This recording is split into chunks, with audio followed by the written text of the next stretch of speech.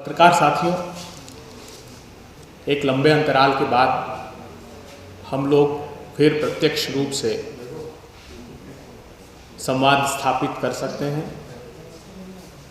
आप लोगों ने इतनी प्रतिकूल परिस्थिति में भी यहाँ आने का समय निकाला, इसके लिए हम आप लोगों के आभारी हैं और उम्मीद करते हैं और प्रार्थना करते हैं ईश्वर से कि आप और आपका परिवार सभी लोग स्वस्थ रहें।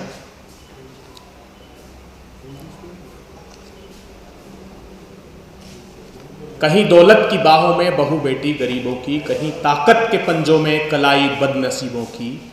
कोई जालिम है कोई बेसहारा, देखते जाओ जहां वालों यही है भाजपा, तुम देखते जाओ।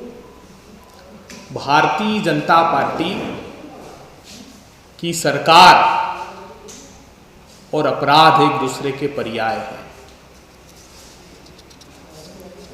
भ्रष्टाचारियों, व्यभिचारियों का राज स्थापित हो जाता है जैसे ही धनमत की सरकार प्रदेश की सत्ता पर काबिज हो जाती है। इतिहास साक्षी है, हमने देखा है भारतीय जनता पार्टी के 15 वर्षों के कार्यकाल को। खासकर शिवराज सिंह चौहान जब मुख्यमंत्री बने, उसके बाद से मध्य प्रदेश में अपराधी प्रदेश की गौरवशाली संस्कृति का मान मर्दन करने लगे थे। 755% अपहरण की घटनाएं उनके आने के बाद बढ़ गई थी। 249% नाबालिग बच्चियों के साथ बलात्कार की घटनाएं उनके आने के बाद बढ़ गई थी। 1100% से अधिक महिलाओं के खिलाफ अपराध मध्य प्रदेश में बढ़ गए थे और कन्विक्शन का रेट, सजा देने का दर न्यूनतम स्तर पर चली गई थी। जब वो प्रदेश में आए थे तो 7000 महिलाओं के खिलाफ अपराध न्यायालय में पंजीबद्ध थे। जब वो छोड़कर गए तो वो 85,000 थे। 23 मार्च को रात के अंधेरे में मध्य प्रदेश के मुख्यमंत्री ने शपथ ली और शपथ लेते ही मध्य प्रदेश में अपराधियों और अराजकता का अंधकार पूरे प्रदेश में फैला दिया। आप अपने स्मृति पटलों को चिन्हित कीजिए और याद कीजिए कि जब लॉकडाउन था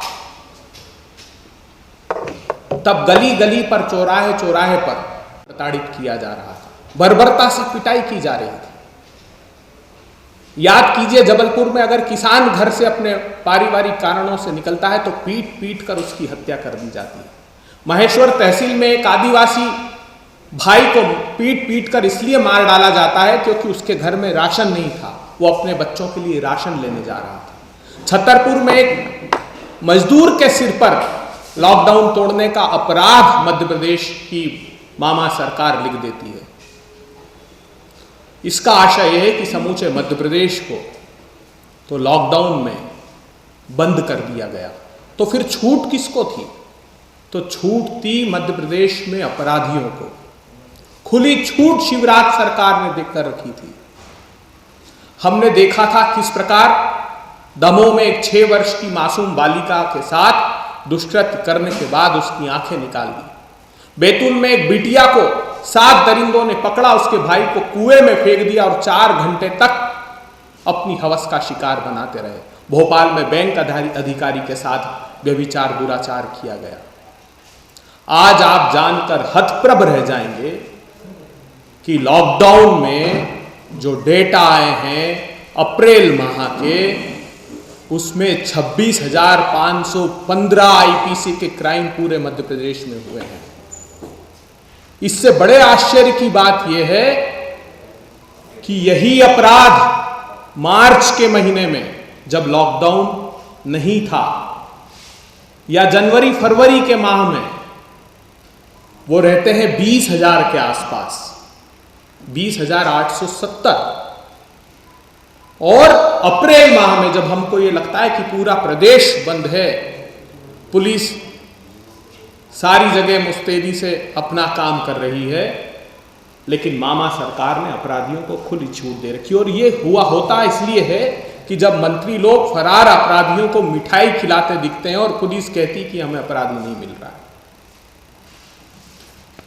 मध्य प्रदेश में अकेले अप्रैल माह में हुए हैं। 206 बलात्कार की घटनाएं लॉकडाउन में हुई है। 362 महिलाओं के खिलाफ अपराध मध्य प्रदेश में हुए हैं। और इससे बड़ी बात यह है कि बलात्कार राजधानी की रेंज, भोपाल रेंज में सबसे ज्यादा, उसके बाद मुख्यमंत्री के गृह क्षेत्र होशंगाबाद रेंज में सबसे ज्यादा। कितनी शर्मनाक बात है। हम मध्य प्रदेश के नागरिक लॉकडाउन में इतनी प्रताड़ना सहे, पुलिस स्टेट बना दिया गया था मध्य प्रदेश को, और अपराधियों को शिवराज सरकार ने खुली छूट दे रखी थी। बुनियादी रूप से यही कृतित्व, यही स्वभाव शिवराज सिंह चौहान जी का है। मध्य प्रदेश के डीजीपी के वक्तव्य से भी ये बात साफ हो जाती, उनके परिपत्र से भी ये बात साफ हो जाती। वो कहते हैं कि मुख्यालय में शीर्षस्थ अधिकारी गायब रहते हैं। डीजीपी साहब, न सिर्फ मुख्यालय में शीर्षस्थ अधिकारी गायब रहते हैं, मध्य प्रदेश से कानून व्यवस्था भी गायब हो चुकी है, क्योंकि ये शिवराज जी की सरकार है।